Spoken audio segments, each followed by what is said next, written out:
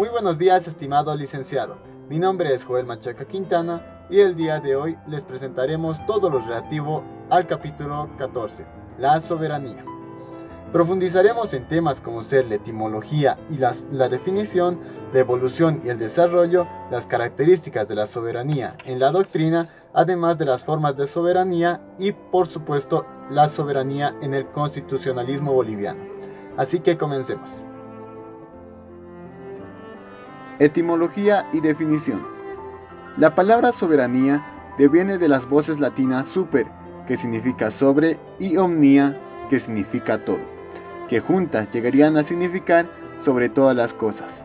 En cambio, para otros la palabra soberanía deviene de superanitas, que significa sobre el que no existe ninguna presión, palabras de las cuales derivó la palabra soberanus, que significa soberano, palabra de la cual derivó la palabra soberanía. Para Jean Bodin, la soberanía es el poder supremo no limitado por leyes humanas, y que en este marco posibilita la cohesión de la humanidad política bajo un solo mando. Semaine sostuvo que la soberanía es la autoridad suprema que no reconoce a un poder superior, y Osorio sostuvo que es la autoridad suprema del poder político, mientras que Pablo Dermisaki sostuvo que la soberanía no tenía un titular, sino que se sustituía en una función. Por su parte, Sánchez Viamont sostenía que la soberanía se caracterizaba por ser originaria y suprema, lo que la hacía diferente al poder constituyente, que es extraordinario, pues al dar nacimiento y personalidad al Estado, solo se activa una sola vez. Básicamente, es posible sostener que la soberanía es la capacidad real y facultad reconocida por la comunidad internacional de libre autodeterminación para el cumplimiento de sus fines. Depende de la realidad, permitiéndole al Estado decidir su configuración y destino, y que conforme Alipio Valencia Vega implica. En plano interno, la autoridad de poder imponerse un ordenamiento jurídico básico a partir de un texto constitucional y autolimitarse. Sánchez Viamonte. En el plano externo, el poder de relacionamiento en un plano de igualdad con el resto de estados. Así, el artículo 2, párrafo 7 de la Carta de la ONU sostiene que ninguna disposición de esta carta autorizará a las Naciones Unidas a intervenir en los asuntos que son esencialmente de la jurisdicción interna de los estados.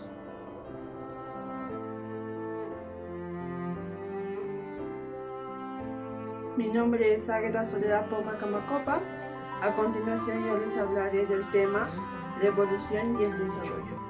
En Roma imperial, la soberanía era poder supremo del emperador, pero sin embargo, el concepto moderno de la soberanía se desarrolló cuando Jean Bodin explicó el origen del poder del monarca, el rey o el gobernante.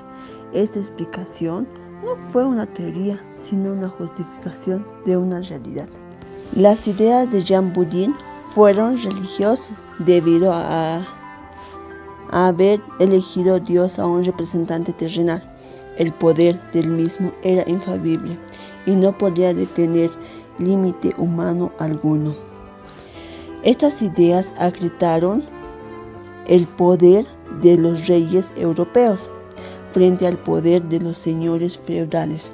Luego permitieron afirmar al Estado frente al poder de la Iglesia y frente a otras corporaciones del poder paralelo estatal.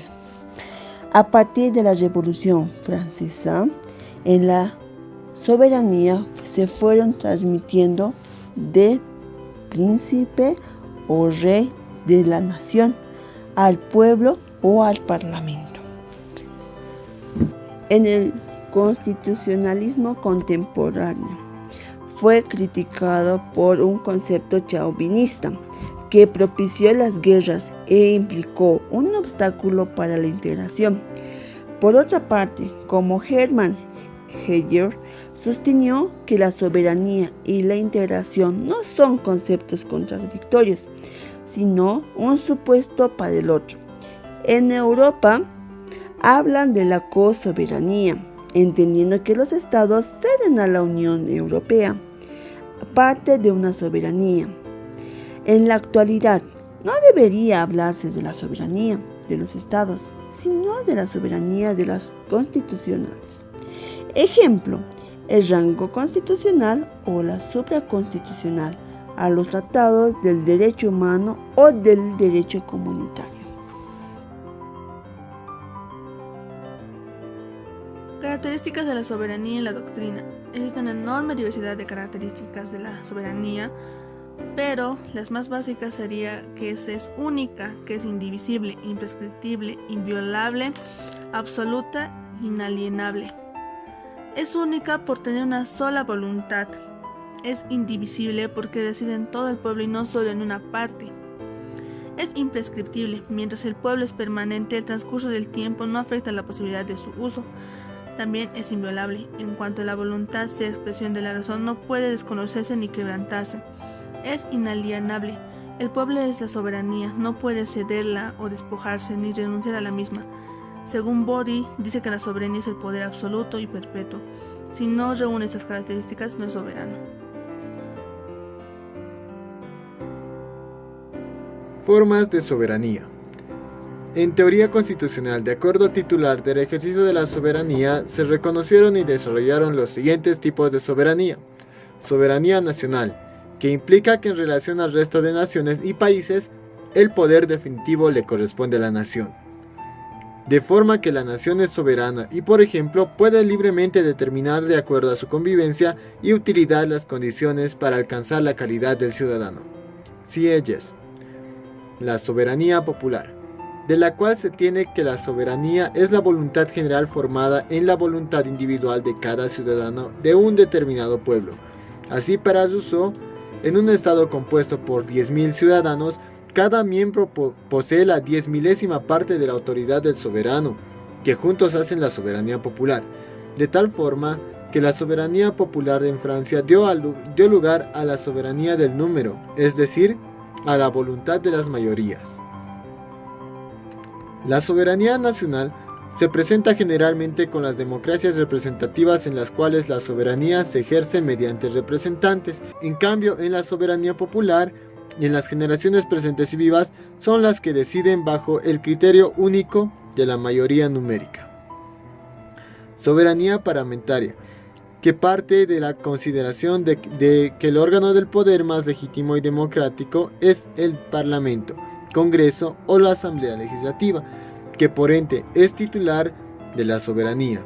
Esta forma de soberanía se produce por excelencia en el constitucionalismo inglés, donde el Parlamento, conforme dice el dicho, puede hacerlo todo con excepción de cambiar el sexo a las personas. Asimismo, referir que para los fascistas, generalmente para los gobiernos autoritarios, el titular de la soberanía no es el pueblo, sino el Estado. Y para Kelsen, los positivistas, la soberanía reside en el derecho. Soberanía en el constitucionalismo boliviano. Durante la colonia y la vigencia de las monarquías absolutas, se tiene que la soberanía básicamente radicaba en el rey, pero luego de las monarquías constitucionales surgió la teoría de una cosoberanía entre el rey y el pueblo, contrato social, idea ampliamente difundida en las revoluciones de Chuquisaca y de La Paz.